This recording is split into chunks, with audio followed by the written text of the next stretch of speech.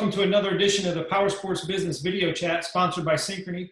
My name is Dave McMahon. I'm the editor-in-chief of Powersports Business.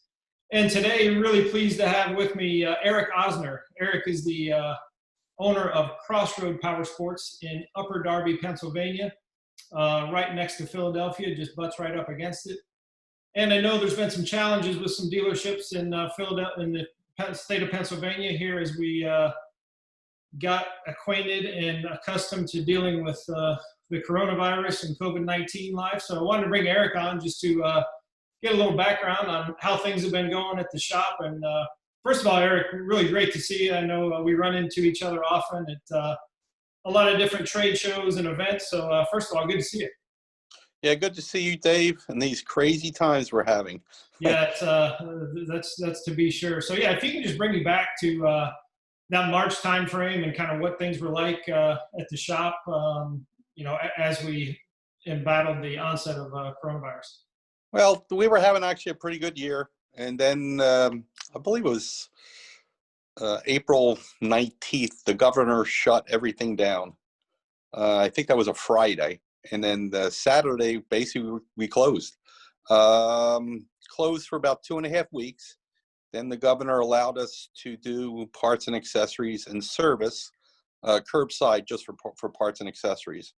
So we brought the guys back. We didn't lay anybody off during this whole time period. Oh, fantastic. So we started up, 2.5 weeks later. Being home for 2.5 weeks, I haven't done that in 30-some years. Yeah, I've heard that tale a handful of times. So, you know, it was different for me. Got a lot of housework done the first week. After that, it was like pulling my hair out. Didn't know what to do. But yeah, so the governor let us open. So we all went back to work. And we were doing curbside. I mean, mask, following all the CDC rules. And about 2.5 weeks later, they started to allow us to do sales, unit sales, mainly curbside. So basically, the customer would see what bike he wanted. We would bring it outside, and they would take a look at it. So we did that for 2.5 weeks, but the volume of business was astronomical. I mean, never in a million years we thought that this was ever going to be good, for the industry. Right. Well, that went up until pretty much now. Slowed up a little bit because of the weather. It's getting colder here. And but the main problem we were having was we were running out of motorcycles. I mean, we have 10 brands here. Thank God for that, because if we only had 1 or 2, I wouldn't have a bike to sell. Right. We managed through it. Now the inventories are starting to replenish. We're starting to get bikes in again, 2021s, and we're pretty much the bikes that come in are pretty much sold before they even get here. So that's the situation we're running into now, because it's getting product. I mean, we never turned down a lead saying that we don't have it. I mean, never did that in 23 years, but unfortunately with this thing going on, it's the first time we ever did that. Right. That's amazing. What were some of the, when you look back to say some of you talk about astronomical sales, care to share with us, like, what did you have a high watermark day for just the number of units you guys pushed out the door in a single day? Or I think we did 27 units in a few days. Right. It was just, I mean, I think the most before that was maybe 18 or 19 in a day. Okay. But it was just crazy. I mean, we 2 F&I people working 5 days a week. I mean, it was just crazy. I mean, I was in there on our closed days just to catch up on paperwork. Sure. But after like 4 or 5 months, man, it started taking a toll on everybody. And we put a lot of processes in place which we never had before because of the volume. Okay. I mean, pickup times. We literally had to make pickup times for the customer because we just didn't want, 20 people coming in all at once to pick up their bikes. Sure. I mean, that was just to get that plan developed. It was interesting. Right. Stuff we never thought of ever doing, we're doing. Right. That's awesome. So there's definitely been some operational enhancements to come out of this. Oh, Um, and then I know you guys talked a little bit about your the new addition to your guys' store. I believe it was last AIM Expo I was talking to you, so it would have been about this time last year, and you were only a couple of months out from if I recall, an over $1 million expansion to your shop. yeah, we did put what was 1.1 million, I believe, expansion. We put a second level on the building with an elevator, a 9-foot by 16-foot elevator, a freight elevator. So literally, you could ride in the elevator with the product. We did it mainly to get all the crates in we have 3 buildings. Our warehouse is in a separate building about half a block away from the store, and our service department's on the other side of the driveway. So my vision was to get the crates in our existing warehouse, build them, and put all the built bikes upstairs. And that was the plan. But I guess in a good way, we didn't have any bikes to put upstairs because they were all sold. So right now, I have basically 2 empty warehouses. The one that we just built, plus our normal one. Yeah, that's probably hard to get your head around if you think back to yourself maybe 4 or 5 years ago and the number of bikes you're selling. Yeah, Dave, I never seen this ever in my life. And like I said, I've been doing this for 23 years, so pretty much experienced a lot of things, but nothing like this. Right. And I know you were talking about having a big blowout celebration for the new shop, and that was going to be, that March-April timeframe. Obviously, that's been postponed. But what do you guys? Seems like, if I recall, you guys have added a couple of new brands here just in the past, 10, 12, 16 months. What are some of the latest additions to your guys' lineup? Well, we picked up KTM and Husqvarna about a year ago. Picked up BRP, which was the Spider line, the side-by-side line, and ATV line about 2 years ago. And then we just literally picked up Sea-Doo this year. Okay. So this year was our first year with Sea-Doo. We already had Yamaha and Kawasaki watercraft.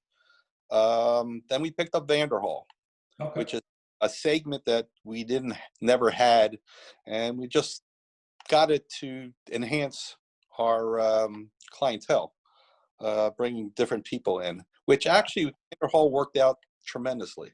Wow.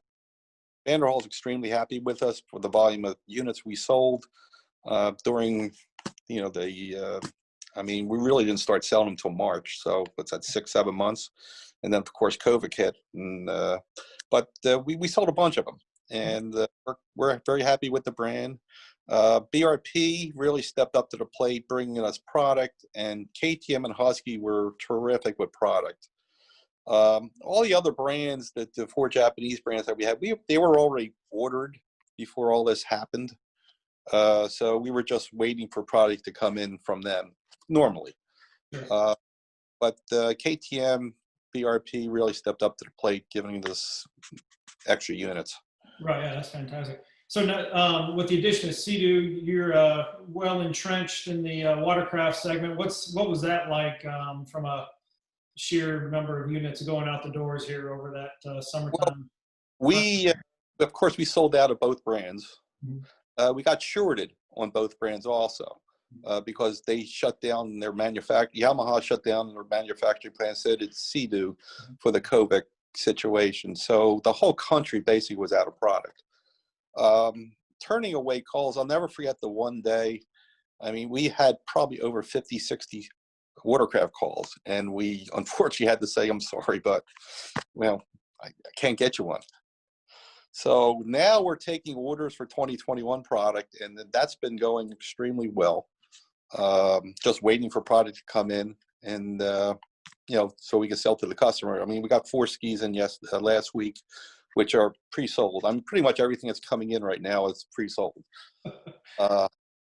So, a good And thing, but, I still like to have the inventories that we normally have. But I don't, yeah, we're going to get up to that speed probably till March, April. And I think I'm guessing around 70, 80% when we reach that time. But again, if the volume continues being strong, that 70, 80% will be gone sure, by exactly. spring.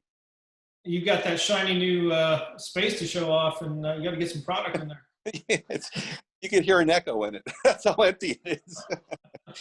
That's unbelievable. Well, Eric, Yeah. man, I really do appreciate you taking some time just to share life at the dealership out in the Philly area.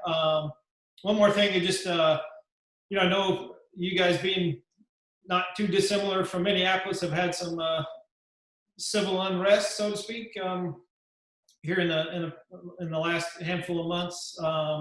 We encountered that. It sounds like you guys being again just um, really close to the Philly area encountered some interesting times yourselves. Yeah, I guess it was May 31st is when when all the civil unrest started.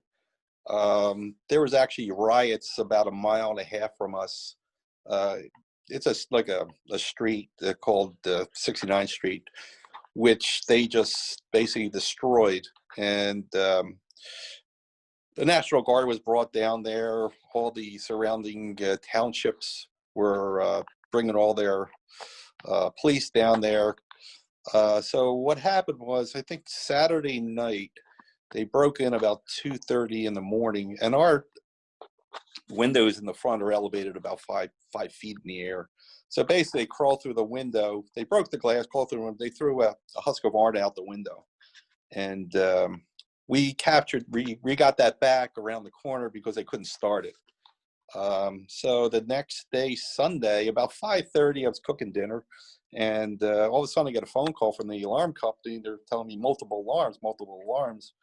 So turned my cameras on, and about 10 people were busting the other windows on the other side, and broke through the door, and we're having a field day inside. They had all the bikes lined up, ready to throw out the window, and they threw out a CRF 125. And thank God the neighbors around the corner were out in the backyard, and they heard the glass break. They ran down, and they recovered the 125. They actually got in a fist fight with one of the guys who broke in, and we recouped that. And then because of all this civil unrest what was going on that night, we actually had I would say about 20 people guarding the place. We had to board up all the windows, and I felt like it was in a movie. It was real. All this stuff that went down. Yeah, that's I just heard that here in the last couple of months about your shop, and glad everything kind of worked out for you that way. What's the so you guys are looking, you're riding this huge wave now. You're looking in the last couple of months of 2020. What's kind of your if you take out your crystal ball for just a second, what's the prognosis here for the rest of your day? I feel there's a lot of people that actually are coming into this industry that are never in this industry, which is good for the industry. But I mean, a lot of new people that never thought about a motorcycle, ATV, side-by-side, watercraft, and they're coming in. So I feel very strongly that in the next couple of years, we're going to ride this wave unless something major happens, with the economy. Right. Which, as long as it continues, we're the whole industry is going strong. Yeah, we do keep hearing that ourselves. And again, Eric, just appreciate you taking some time to join us today on the Powersports Business video chat sponsored by Synchrony. Once again, we'll be back with another edition here in the upcoming weeks. But until then, thanks for joining us. And again, thanks, Eric. Thank you. Appreciate you having a chat with me.